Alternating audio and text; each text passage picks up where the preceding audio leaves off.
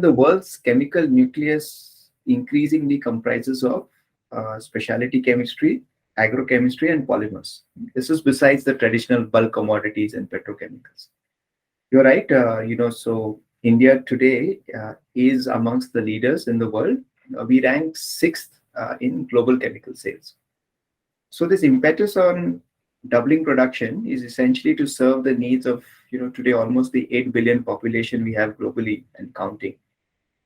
And chemistry is an integral part of all essential products we consume today, starting from something as basic as sustainable food security. So, in my view, the thrust of large corporations in committing and actioning on net zero, adopting sustainability levers, adopting 12 principles of green chemistry, not just in their value chain of production, but also insisting that the same is done from cradle to grave, delivers that essential push that is required. So it creates an ecosystem where all players in the value stream are then raising their standards and consciousness. And so we are not conducting business as we did before. So what happens is that small scale raw material suppliers also now need to commit to sustainability or traceability. On the other end of the spectrum, recyclers or re-refined chemical sectors, they need to then give assurances of sustainable eco-protecting practices. In recent views, if you recall, there's been an introduction of the integrated reporting for annual reports.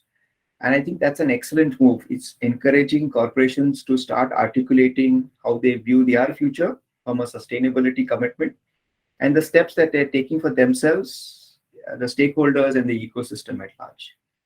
And through this, I'm very confident that the chemical sector globally will be amongst the most responsible sectors to begin to emulate.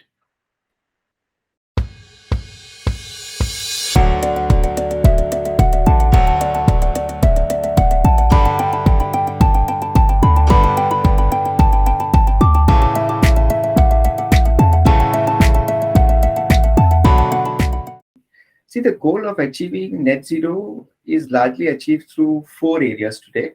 We call them the abatement cum sequestration approaches.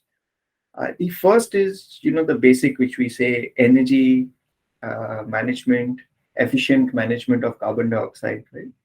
And then trying to see what is the impact that it has. So it's a very critical layer.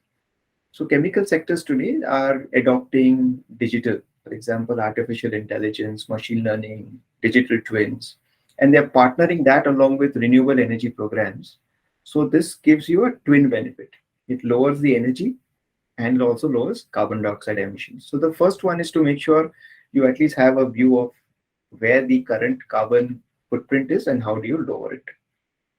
The second one is looking at alternative fuels. So the sector has been looking at renewable energies like hydrogen economy for quite some time. But there are other new areas that are also coming in now. For example, you've got biofuels, you've got biochar. Biochar essentially comes from the agri-waste. You have a pyrolysis process on that. And you can make it as the same calorific value of coal, something as high as even 32 megajoules.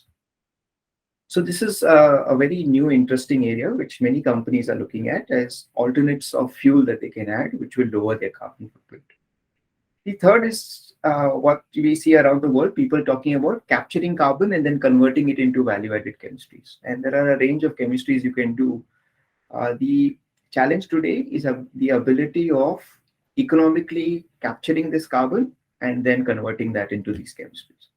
The fourth is natural sequestration, which basically is you capture the carbon and then you sequester it. But it depends upon each geography around the world, how you will get this done. In some countries, you can put it into a crevice or a mine and then store it. In some other countries, there are other ways that they've found it to be better economical. So the path to net zero in the chemical industry will rely on new technologies and solutions. This is basically to accurately assess and measure this carbon emissions and then craft strategies so that they can reduce it. An example from Tata Chemicals is we have commissioned UK's very first at-scale carbon capture and utilization facility. What it does is it reduces our carbon intensity, but also creates a very sustainable product.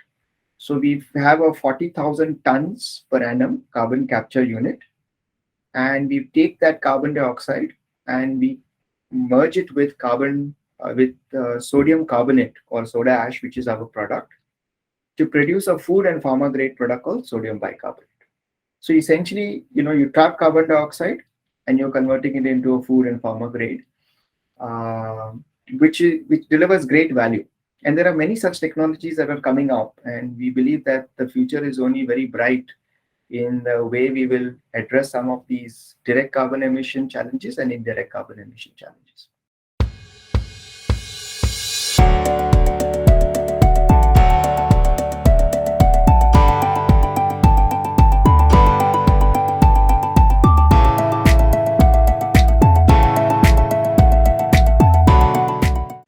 So we've got a number of waste management disposable mechanisms that are there. Some very indigenously designed in India, some which we will replicate because the industrial revolution and the chemical sector was born, globally. But if you reflect and you think, technology and policy could be two very crucial levers to address this. So, we've got certain environmental challenges of today, and then the environmental challenges of the future or tomorrow are very, very different from the ones that are there today. So both will need to go hand in hand, having the right technology and the development of the technology and the right policy from the governments that will go hand in hand. So let me reflect on technology. So if technology can start addressing environmental degradation, climate change, waste management. If you look at, let's say, technologies that are clearing our skies today, because it's a big topic of air pollution. You've got advances like catalytic converters, scrubbers, multi-pollutant monitoring devices, this CFC, which is fluorocarbons or hydrofluorocarbon substitutes. You have low emitting stoves and heaters. You have VOC free consumer products and building materials. So these are some technologies that are coming in very, very quickly that are aiding us in clearing our skies. So technologies of the future will not only address the problems that we have created in the past, but also address the current and possibly lower our impact on the future chemical production or reviews that we do.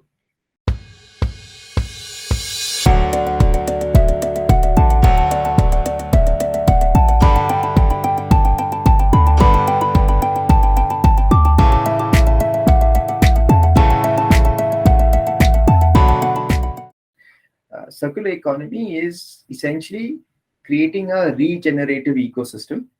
So your input resources start getting highly optimized. And then you look at the other end of the spectrum and you look at waste, you look at emissions, you look at energy leakages, and then you significantly reduce it. Then you go to the end of life of this product, and then you see, can I make this product in such a manner that at end of life, the potential of it getting converted back to new life could be enhanced. So this leads to the next point. While we will have circular economy as a thinking mechanism, we need to also have what's called circular designs. So, if you have circular design right from the start, then you start thinking of improving durability, improving repairability, improving upgradability, improving recycling, right? So right from the start of the life cycle of the product, circular designs can play an extremely vital role. So while circular economy is the engine that makes sure that we are kept responsible, circular designs are the ones that inspire us to make sure that we are consistently responsible over time.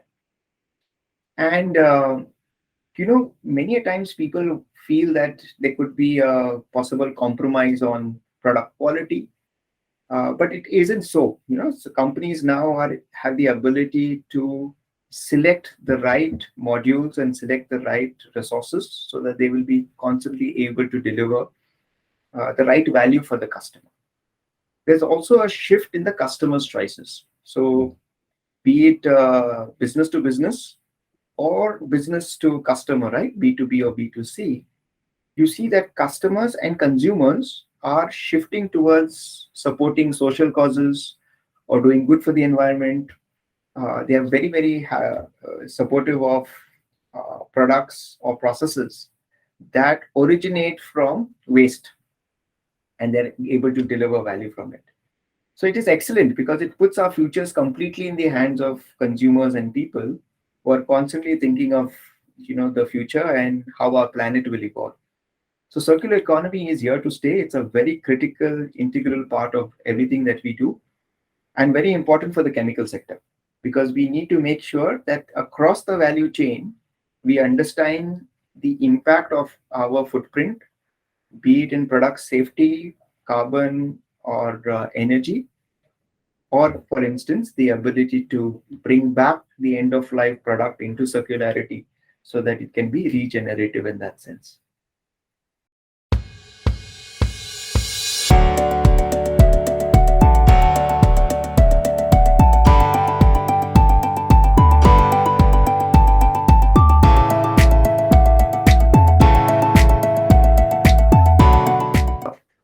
We are constantly faced as a chemical sector with the question on how are we going to be able to demonstrate that our processes, our mechanisms, our products, and our footprint are all environment friendly. And the chemical industry by itself has been working on it for many, many years. And that's the reason I alluded well in advance saying, that the nucleus basically is, let's say, specialty chemistry and agrochemistry, because these are far sharply adopting the principles of sustainability to make sure that you use less to deliver far more. And you touched upon a very excellent area called green chemistry. It is very pivotal. There are 12 principles of green chemistry, and companies are working very hard on making sure that they use this methodology uh, very sharply inside their chemical processes. Now, companies that have been on the path for many years delivering a chemical sector manufacturing process, they will have to very carefully look at their design and see how they can start implementing green chemistry. But they all realize the value and benefit of it. So it will take some time, but they will get there. They are every day working at it to chip away and make sure that they're being far more environmental friendly. So over the next few years, there definitely will be a far more higher voice as well as conviction and examples on how green chemistry has changed the chemical sector.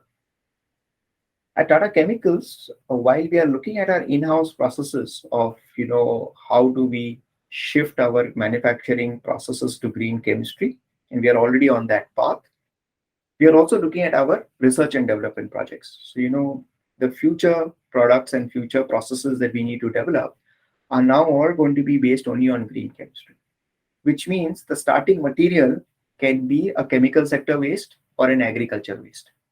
So, for instance, we extract silica from rice husk ash, which is an agriculture waste. Now, silica can also be extracted from quartz, and that is done using, let's say, a 1200 to 1400 degrees centigrade. But if you extract silica from rice husk ash, you do it with 135 to 140 degrees centigrade. So one, you not only are using an agriculture waste, but you're also using far lesser energy in order to be able to get the same product. So that's a very good example of green chemistry rooted in R&D, and we're already manufacturing the product, and it's going into tires as highly dispersible silica. The other examples are, for example, bringing non-hazardous chemicals inside the process, or bringing green solvents. When we are making various kinds of R&D, processes to make sure that there is lower energy, lower carbon right from the start, so that by the time it reaches production, it already follows many of these principles of green chemistry. So, in my conversations with many industry leaders, they keep telling me that, green chemistry and the principles that they are already examining, they see that there is higher yields of chemical reaction. They're able to, have fewer synthetic steps, faster manufacturing of products. They're able to increase their plant capacity much, much faster. So it's got a lot of value and benefit. It is an area of great importance. In Tata Chemicals, we have said that our growth is going to be now led very, very clearly with green chemistry and green applications at the heart. And I'm sure that, very, very surely the chemical sector itself will start transforming using green chemistry, sustainable approaches, and being environment friendly, uh, and become a beacon for the other sectors for us to emulate.